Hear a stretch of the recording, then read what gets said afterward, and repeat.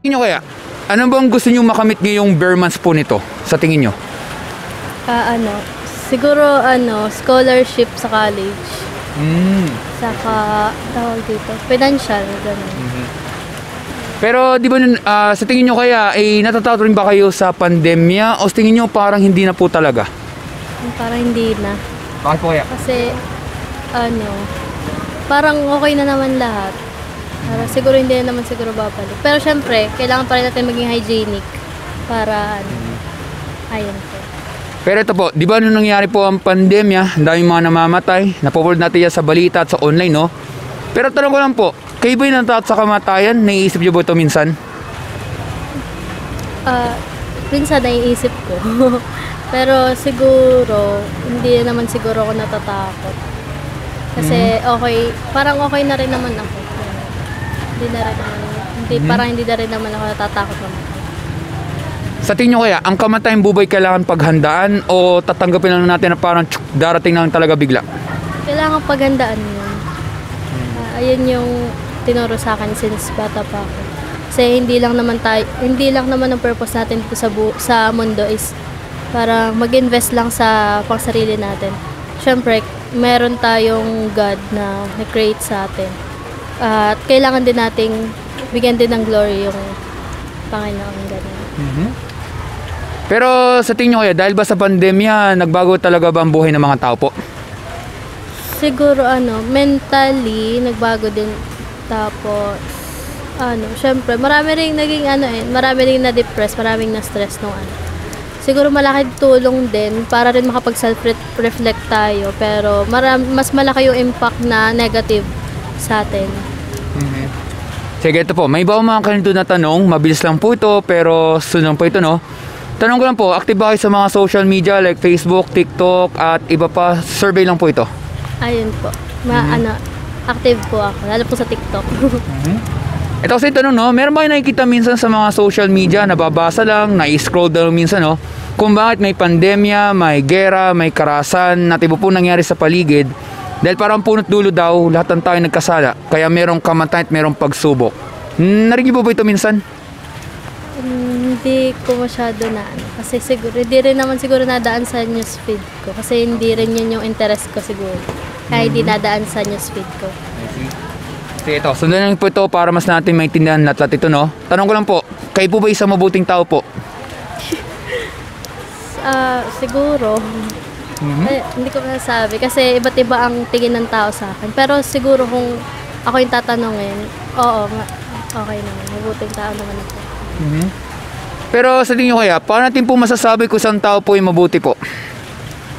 Siguro hindi lang yung sarili niya yung iniisip niya, kahit yung kapakanan ng bawat isa. Parang iniisip niya yung balance na hindi lang sa kanya umiikot ang mundo. Ayun.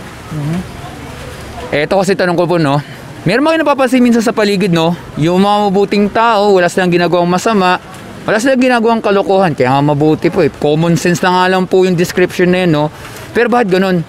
Kung yung mabubuting tao, ba't lagi silang iniiwan sa ere? Ba't lagi silang sinasaktan? Lagi silang iniitsupwera? Lagi silang pinapatalsik? Pero po yung mga barumbadong tao, mga may pagka-bad boy o bad girl personality, ba't ang daming taong lumalapit sa kanila? Ba't marami pang tinotolerate na mga kamalian, kasalanan? Ba't lalong dumadami pa yung mga kaibigan nila? Napapansin nyo ba yung ganito nangyayari sa paligid? Napapansin ko, mas marami nga minsan yung kaibigan ng mga masama kasi siguro cool kid daw, ganun. Pero siguro kaya mas marami silang, lalo sa mga chance, mas sila yung nabibigyan ng chance kasi, tawag dito, parang binibigyan pa rin nila ng chance yung mga pagkakamali ng ibang tao, lalo especially yung mga mababait nga, nagbibigay ng chance sa mga masasama. Hindi ko rin alam kung bakit. Pero, ayun, maano sila sa chat.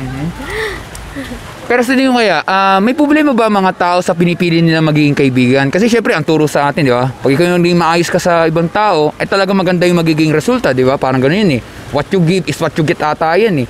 Pero, syempre, parang baliktad na nangyayari. Ang tanong ko naman po, no?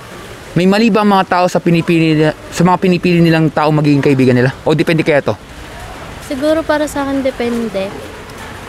Ayun, gawa ng Nasa interest na rin kasi nila yun eh. Kasi kung magtatagal naman sila na magka-close, kung magka-interest talaga sila. Kaya kung hindi sila same ng vibes, hindi rin sila magtatagal magsama. I see. Sige, may iba akong tanong, no? Tanong lang, mahilig ba kayo magbasa ng dictionary? Hindi, hindi ko magbasa. Sige, okay lang. Bigyan ko kayo ng konting kaalaman o trivia. Libre lang po ito, no? Sabi kasi sa dictionary, pag sinabi lang nating mabuti daw, good, ito daw ang tinatawag na moral excellent o morally upright. Ibig sabihin ng moral ay dapat daw wala daw ginagawang masama isang tao, wala daw ginagawang kasalanan, at wala daw sinasaktan na tao kahit sanggol. Kung tama kasi yung pinagsasabi ng dictionary, tingnan natin po itong mga ilan sa mga maraming tanong kung talagang tutugma. Kagaya nito, kayo po ba yung nakapagsinungaling po sa tanang buhay niyo po? Oo naman. Wala namang taong hindi sinungaling. Yun nga po problema. Automatic 100% lahat talaga tayo guilty. Kaya nga po hindi po totoo sabi ng matatanda na ang bata di marunong magsinungaling. Dahil on the contrary, ang matututo po ng isang bata na kalokohan ay magsinungaling. At yun nga, lahat talaga tayo dito ay palpak. Pero ito po, kayo po ba ay nakapagnako po ng isang gamit kahit po ng lapis, ballpen, barya, kahit po yung mga nasa internet? Opo, nakapag.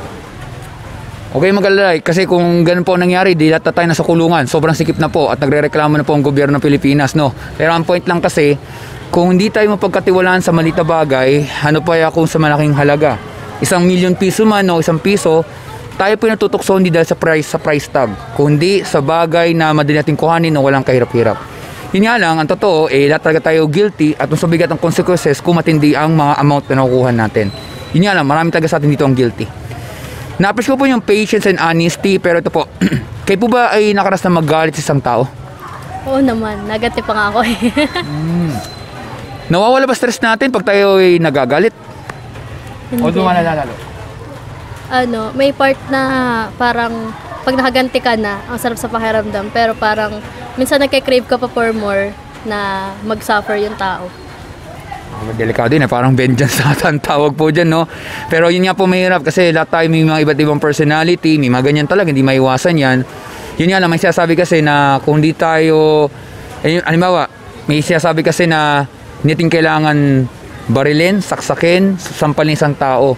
Magtanim ka lang daw ng galit, di mo kaya na magmura, parang nakapatay na pala tayong tao pero hindi po literal, galing sa ating puso. Kaya automatic, kahit po sinong tao, may anger issue man o hindi, basta nagtanim tayo ng mabigla na lang talaga, may nasasaktan, na talaga tayo dito ay guilty. Pero ito po, nire-respect niyo ba magulang lagi o minsan may mga away po? May mga away, siguro normal naman yun. Kasi kung hindi naman hindi mo rin ibibigay yung point mo sa magulang mo, hindi rin mababalance. Parang meron na rin kasing, parang meron ka na rin knowledge para masabi din sa family mo yung naramdaman mo din. Kaya may mga pagtatalo talaga. Yun nga po, mabigat po kasi siya sabi niya. Pag sabi kasi respeto magulang natin, ibig sabihin dapat walang away from the first place as in zero. Pero imposible po yan dahil lahat po talaga tayo dito pumalpak. Pero ito po, nagagamit nyo ba minsan ang salita ng Panginoon o pangalan ng Panginoon sa walang kabuluhan? Minsan pag kayo nagugulat na Papa-OM, alam nyo na po yun? Oo, minsan na ano ko. Pero naituro na rin kasi sa amin na wag nang gamitin ng pangalan ng Panginoon sa kung saan-saan. Kaya siguro ay nagigilty na rin pag nagugulat. Yun nga po ang problema. Maraming tao po ang pumapalpak talaga dito. Yun nga lang, may sasabi kasi talaga na huwag natin gamitin talaga ang Panginoon sa walang kabuluhan. Kasi kung meron tayong respeto pagmamahal sa magulang natin, dapat meron rin tayong respeto pagmamahal rin sa Panginoon dahil siya ang naglikha ng mundo sa mabuti. Pero yun nga lang, marami talaga dito ang guilty. Nilinaw ko po, hindi ko po hinuhusgahan. Ito'y para lang malaman kung tayo po'y mabuting tao. Take note po, ang ginamit ko pong pronoun ay tayo, kaya hindi po to first person. Ito po ay lahat talaga. Sa tingin nyo kaya, kung tayo po'y mamamatay, hindi po to pananakot at haharap tayo sa tawag judgment day sa Panginoon, tayo ba'y guilty o innocent po tayong lahat? Guilty po. Sa langit kaya tayo lahat pupunta o sa impyerno po tayo lahat pupunta? Hindi lahat. Yung mga tumanggap lang sa Kanya. Tumanggap lang kay Jesus. Yun lang yung masasave. Pero sa inyo kayang sarili, sa inyo pong palagay, saan kaya kayo pupunta? Tanong lang. Sa langit kaya o sa impyerno po? As of now, sa mga ginagawa ko, siguro sa impyerno po. Pero, I'm looking forward din na bumalik na rin sa church. Kasi malapit na rin yung end case. Kahit hindi rin naman natin alam kung kailan dadating talaga. Ayun. I understand, no? Pero, nag-aalala po ba kayo na maaaring, hindi naman kayo halos lahat talaga sa impyerno itatapon. Nag-aalala po ba kayo doon? Oo naman. Sino naman hindi mag-aalala? Susunog ka dun eh. Tama po, para isang kriminal. Pag siya'y nahuli siya ng pulis na mabigat na nagawa niyang kasalanan kung pumatay ng tao, di niya pwedeng sabihin sa judge na dumilin lang po paningin ko. Alam ko po nagkamali po, hindi ko po ito ulitin. O sabihin, judge po, hindi ako niniwala sa kulungan. Baka naman may ibang solusyon dito sa aking ginawa. Kalokohan po yun. Kasi hindi mo natin ba pwedeng baguhin ang realidad na nangyayari. O may tatawag tayong objective reality. Kaya ang sasabihin ng judge, kailangan pa rin ito pagbayaran, kailangan pa rin siyang itapon sa kulungan. Tama po ba? Opo. Pero yun nga po, talagang dapat po tayo mag-alala ano mangyari kasi sabi sa Bible, ang mga tao nagsinungaling, nagnakaw, nagtanim ng galit, at iba po mga nagawang kasalanan, magano mabigat, ay walang makakarating sa langit kung hindi itatapon po sa nagbabagong apoy o ang tinatawag na impyerno. Talagang dapat po tayo mag-alala kasi buhay po pinag-uusapan. Kaya nga minsan may mga tao na kailangan pang ibuwis ang buhay sa isang tao kahit hindi kilala kasi hindi po matutumbusan ang buhay ng isang tao sa halaga ng kahit anong pera sa mundo. Kaya may mga taong ganun. Ang point lang po, mahalaga po talagang pahalaga ng buhay kasi hiram lamang po ito. Tama po ba? Opo. Pero syempre, ang tanong ko lang po, mahal niyo po ba sarili niyo? Oo. Okay. Ano bang gusto niyo makamit sa buhay? Dito sa lupa, syempre madami. Una yung makagraduate talaga, makabawi sa family ko, lalo na sa ate ko. And parang mapaganda pa yung name ko. And gusto ko rin na makatulong din sa iba. Hindi yung talagang wala akong financial, pero kahit mentally matulungan ko man lang sila. Ayun nga po. Pero syempre, alam niyo po hanggang kailan kayo mabubuhay? Hindi po. Yan po matindi. Wala pong nakakaalam kung hanggang kailan tayo mabubuhay. Hindi po ito pananako. Hindi mo po isip pagbabaan niyo sa stairs, tigok na kayo, tinamaan na kidlat. Hindi po ganun yun. Hindi po robotic ang nangyayari. Ang point lang, pwedeng magamit kahit anong mangyari. Na kahit sino pwedeng mamatay, bata, matanda at iba pa. Ang point lang po ay hindi para takutin ang sarili, kundi lalo nating mas makita ang kahalagang taga ng buhay. Na hindi lang yung ano ba ang plano natin dito sa buhay. Gayun din kung saan taga tayo pupunta, kung sa langit o sa impyerno. Kasi sabi ng Biblia, sabi ng Panginoon, lahat kasi tayo i-judge ng Panginoon, hindi lang sa mabuti, pati masasama. Ang masakit po dito, pag nakita yung masasama ating ginagawa, tsak talaga kapahamakan ang mangyayari. Pero bagamat nakakatakot po talaga lahat, pwede naman talaga magbago ito. Ito po yun Narinig ba yung salitang mercy? Opo, maraming beses na po. Ibig sabihin, pwede tayong humingi ng awa sa Panginoon sa judge na inaamin natin na tayo po yung nagkasala. Inaamin natin tayo po yung mahina at wala po tayong pinagmamalaki. Kasi ang totoo po, ang gusto ng Panginoon ay yung mga taong hingi sa Kanya ng awa. Ayaw niya ng mayabang. Dahil ang mayabang, sabi niya sa Biblia, sabi ng Panginoon, ibinababa niya yung mga taong masyadong mataas ang sarili. At yung mga taong magpakumbaba, yun ang tinataas niya. Kasi gusto ng Panginoon i-model yung mercy na humingi ng tulong sa Kanya, bagamat galit ang Panginoon talaga sa kasalanan at makasalanan tulad po natin. Bagamat nga dapat po talaga tayo mag-alala dito, syempre pag tayo humingi ng mercy sa Kanya, pwede talaga magbago ang takbo ng mga kaso. Kasi walang sino pong kayang iligtas ang sarili, kundi sa biyaya lamang ng Panginoon. For sure, alam niyo na po ito, I can sense na meron talaga kayong knowledge dito, pero tanong ko lang po ano kaya ginawa ng Panginoon upang hindi tayo tapon sa impyerno, tayo pa yung makalis po sa Judgment Day? May naisip po ba kayo? Nag-sacrifice si God ng anak niya para lang i-save tayong lahat. And then yung blood ni Jesus Christ, yun yung talaga maglilinis ng kasalanan natin. Yun, tumpak nga. Lahat talaga tayo makasalanan, di lang sa Pilipinas, pati sa buong mundo. Tama po ba? Opo. Yun nga po, ang ginawa po talaga ng Panginoon Kristo, binuhay siya po yung kanyang buhay dahil gusto niya po magmalasakit sa lahat-lahat. Wala siyang ginagawang masama, wala siyang niyaya pa kay ibang tao, pero para mabuting tao, wala silang ginagawang masama. Yun nga lang, pinagkaiba sa Jesus kasi wala siyang kasalanan, kaya kahit siya ay mangyaring mamamatay siya, napaghandaan niya ito. Kasi si Jesus ay hindi lang siya tao, siya rin ni Diyos. Binuhay siya po ang kanyang buhay, ipinakot siya sa krus, namatay man siya sa krus, pero siya ay nabuhay sa pangatlong araw para matalo pong kasalanan, matalo pong kasamaan at meron pong buhay na walang hanggan.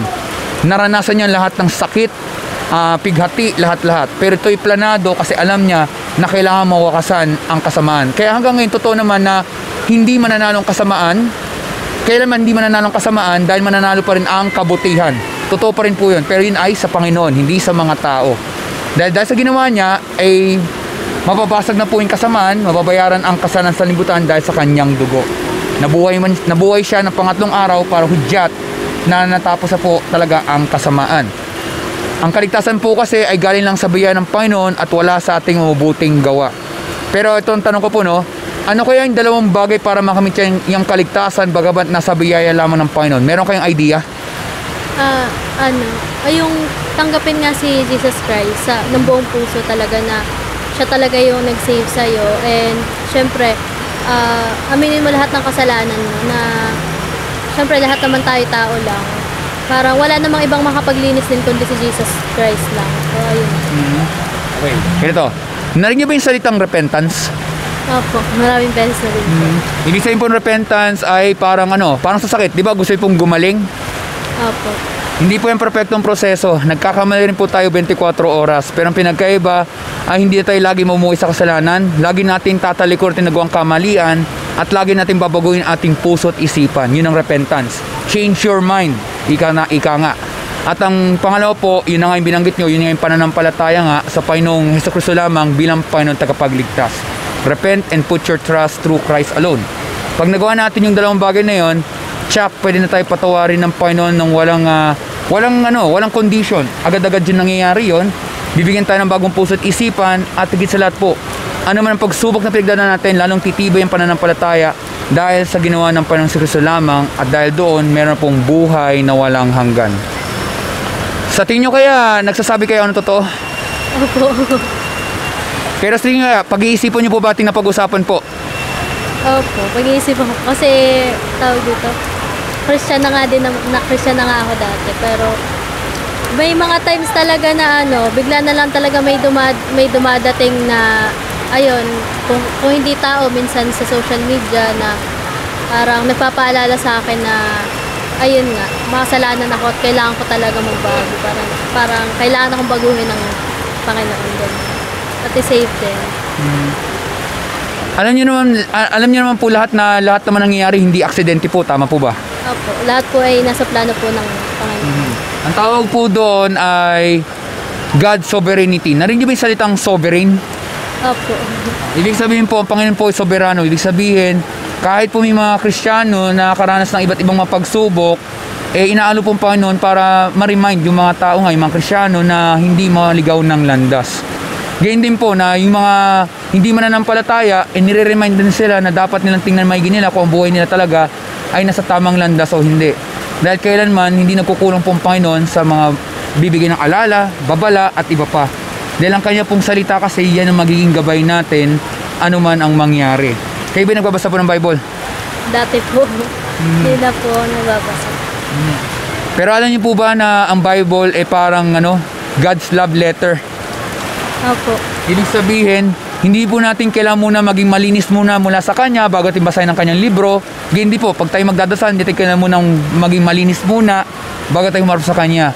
Mas gusto kasi ng Panginoon na humarap tayo sa Kanya ano man mangyari habang tayo buhay. Kasi pwede natin humingi ng tulong sa Kanya, basahin yung Kanyang salita. Kasi po, yan po yung magiging gabay po natin or instruction book para hindi tayo mapahamak. Ibig sabihin po nito, haharap talaga tayo sa iba't ibang pagsubok. Pwedeng humina ang pananampalataya, hihina tayo sa iba't ibang pangyayari, may mga tukso. Pero pag tayo hingi po ng mercy, yung talagang kailangan natin kainin yung pride natin, lahat-lahat, lunukin po to lahat-lahat. Mas gusto po ng Panginoon yung pagiging humbleness, yung humility. Okay lang na aminin tayo po pumapalpak kasi yun po yung pinakakakaiba sa mga taong masyadong mataas ang sarili versus sa taong magpakumbaba. Ganito, bigyan ko kayo mabilis lang na parang halimbawa sa Bible. Familiar ba kayo sa mga Pariseo? Naririnig nyo minsan? Naririnig po. Ito po kasi yung mga Pariseo na kulang na lang po ay sila mga summa cum laude sa pagsunod ng 600 laws. Nasusundin na, ganito gawin ko, ganito, etc. Ngayon, nung sila yung nananalangin sa Panginoon, sinabi niya, Lord, nagpapasalamat po, paraphrase ko lang po ito, no? Na Lord, nagpapasalamat ako dahil 3 beses ako kumakain araw-araw, ganire, nagpapasalamat. At hindi po ako katulad, may ganun pa, hindi ako katulad ng, kunwari may tao doon, no? Kunwari lang, na hindi po ako katulad nung tax collector, may ganun pa, may patama pa.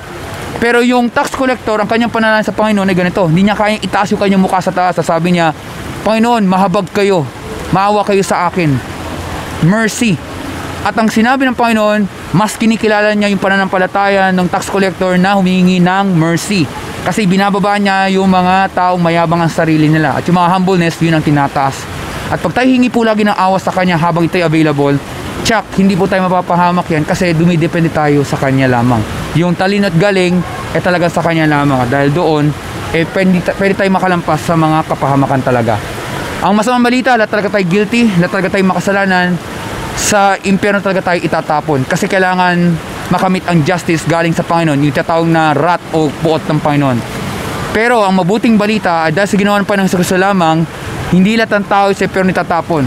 May makakarating sa langit, di dahil sila mabuting tao, kundi sa pamamagitan po ng pagsisisi sa kasalanan at pananampalataya sa Panginoon sa Kristo lamang, tsak sila ay maliligtas dahil yan sa biyaya ng Panginoon at hindi na mawawalang kaligtasan dahil yan sa ginawa ng Panginoon, dahil doon sa ginawa ni Jesus, para doon ay wala na pong kapahamakan at meron pong buhay na walang hanggan. Maraming salamat po at meron ba kayong katanungan po? Wala naman po. Maraming salamat po at mag-ingat po kayo. Thank you po.